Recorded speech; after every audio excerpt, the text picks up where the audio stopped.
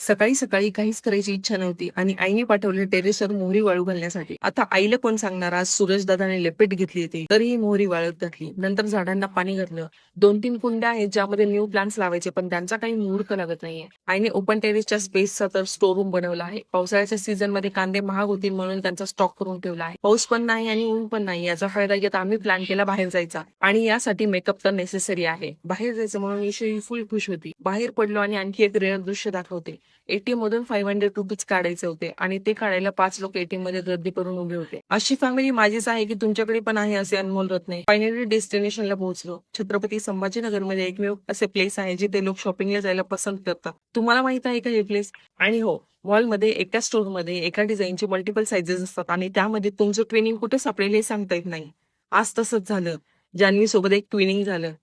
जेव्हा आम्ही ते बघितलं तेव्हा आम्ही एकमेकींकडे बघून पटकन हसलो. फक्त टाइमपास केला आणि घरी आलो. तर असा गेला आमचा फुल डे. उद्या पुन्हा भेटूया. बाय.